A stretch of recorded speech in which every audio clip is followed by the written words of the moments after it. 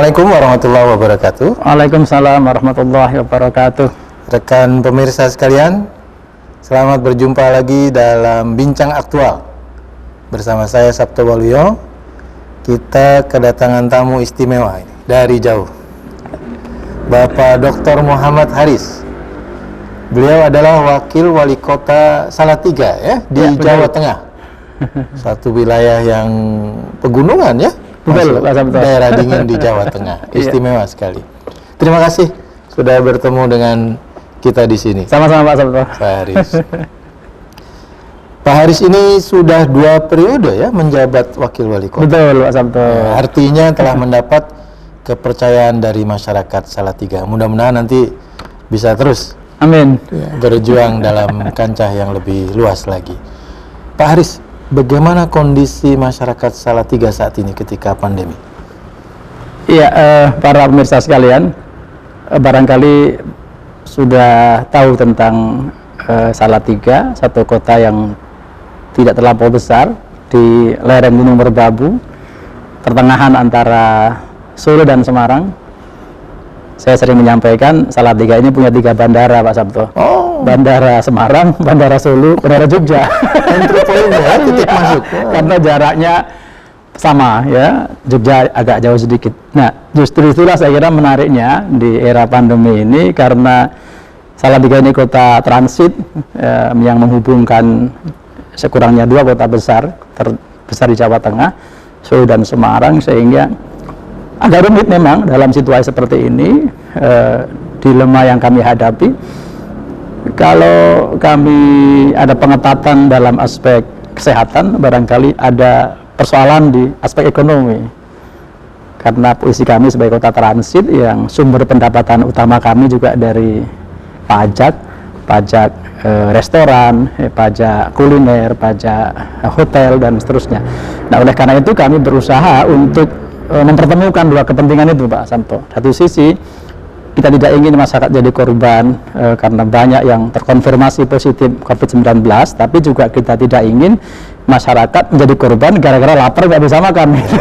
Nah, sehingga satu sisi kami ekstra ketat dalam protokol kesehatan, tapi bagaimanapun kami harus membuka, Pak Sabto, ekonomi masyarakat kami yang memang kami bukan kota industri, kami bukan kota agraris, tapi kami adalah kota transit yang mengandalkan pendapatan itu dari orang-orang yang datang di Salatiga. Lalu lintasnya sibuk sekali ya? Sangat luar biasa. Artinya, walaupun dulu pernah orang menyangka pasca jalan tol Jakarta-Surabaya ini Salatiga mati, ternyata asumsi itu tidak terbukti. Justru sekarang dengan jalan tol yang melintas di tengah-tengah kota kami lebih ramai, Pak, sebetulnya malahan. Nah, tapi Salatiga ini istimewa karena pernah ada satu liputan media nasional melakukan penataannya di pasar-pasar ketika masa pandemi. Gimana itu kebijakannya? Nah, itu tadi.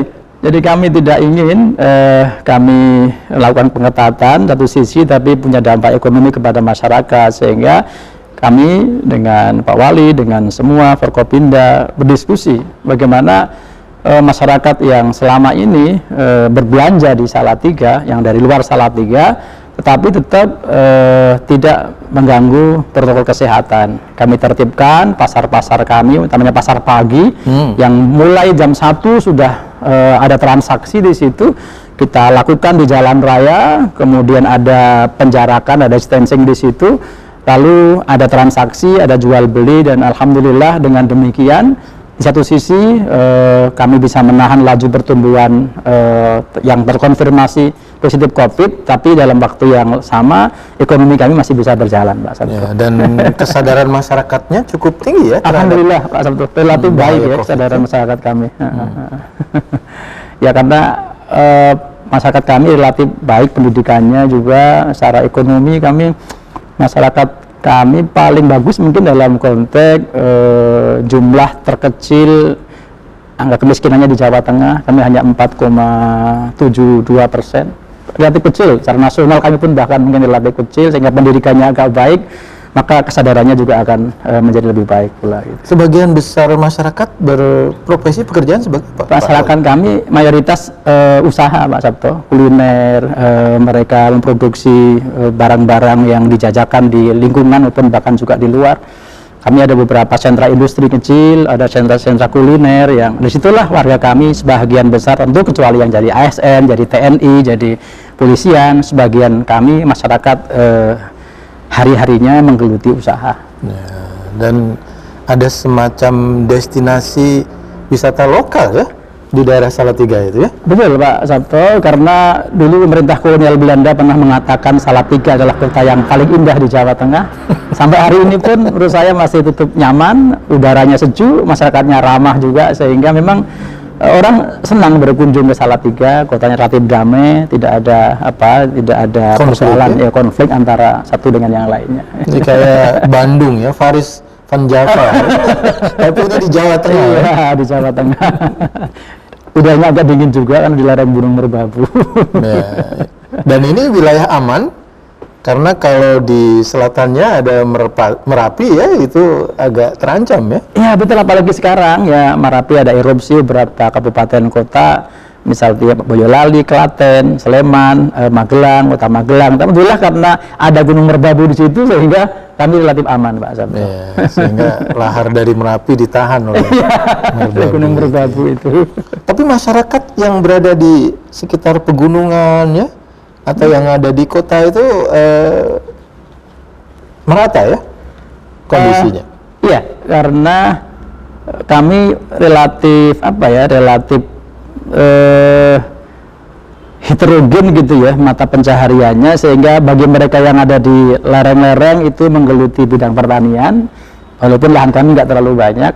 Kemudian yang di kota ekonomi kreatif, UMKM utamanya, dan sebahagian yang di lereng Merbabu itu agro ya, jadi mereka memelihara sapi perah utamanya, kemudian sebagian juga perkebunan, dan alhamdulillah dengan demikian warga kami saling mencukupi antara satu dengan yang lain. Yang di kota yang memang kami tidak cukup punya lahan pertanian yang luas, tidak punya sawah yang luas, masih tercukupi oleh sedikit lahan yang ada di kami.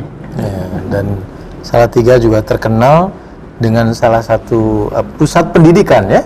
Betul Pak, di tingkat nasional, bahkan juga dari mancanegara banyak yang hadir. Iya betul, kami punya warga negara di luar itu rata-rata 500 ya per tahunnya. Jadi mereka di situ, hidup di situ, ngajar di situ, bahkan sebagian berkeluarga di situ gitu. Sehingga ini yang menjadikan barangkali Salatiga menjadi lebih aman gitu.